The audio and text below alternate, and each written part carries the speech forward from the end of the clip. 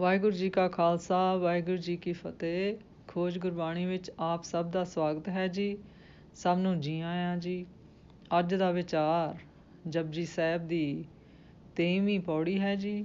ਆਓ ਸਾਰੇ ਮਿਲ ਕੇ ਪਹਿਲਾਂ ਪੌੜੀ ਦਾ ਉਚਾਰਨ ਅਤੇ ਉਸ ਤੋਂ ਉਪਰੰਤ ਪੰਕਤੀਆਂ ਦੇ ਅਰਥ ਕਰਾਂਗੇ।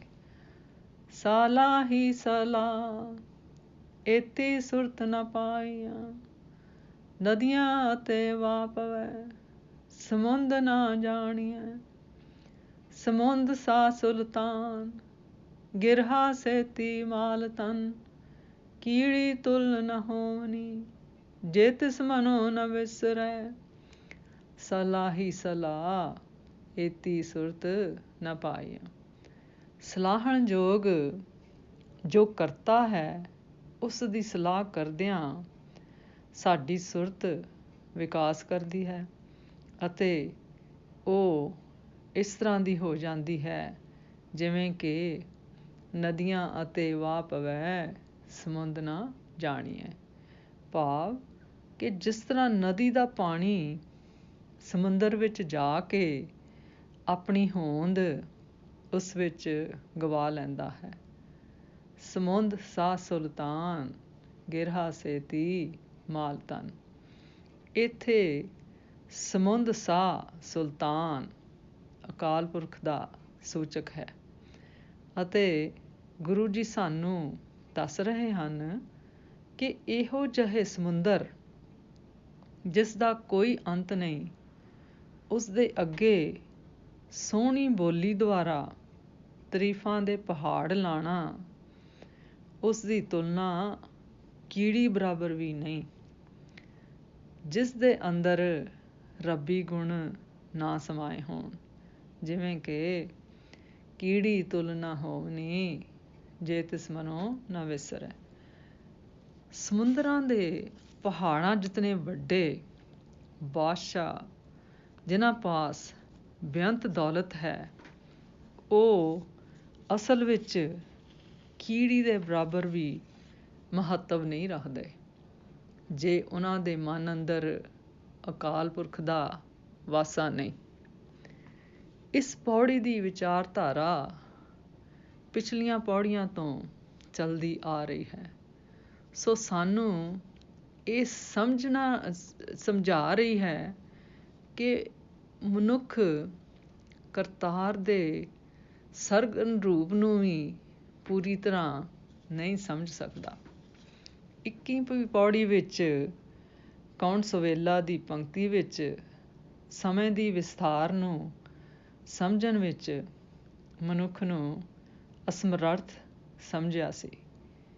22ਵੀਂ ਪੌੜੀ ਵਿੱਚ ਇਹੀ ਅਸਮਰੱਥਾ ਗੁਰੂ ਜੀ ਨੇ ਸਥਾਨ ਪ੍ਰਤੀ ਕੀਤੀ ਅਤੇ ਇਸ ਪੌੜੀ ਵਿੱਚ ਸਾਨੂੰ ਦੱਸ ਰਹੇ ਹਨ ਕਿ ਸਾਡੀ ਭਾਸ਼ਾ ਸ਼ੈਲੀ ਕਿਤਨੀ ਵੀ ਖੂਬਸੂਰਤ ਕਿਉਂ ਨਾ ਹੋਵੇ, ਉਹ ਕਰਤਾਰ ਦੇ ਗੁਣਾਂ ਦਾ ਅੰਤ ਨਹੀਂ ਪਾ ਸਕਦੀ।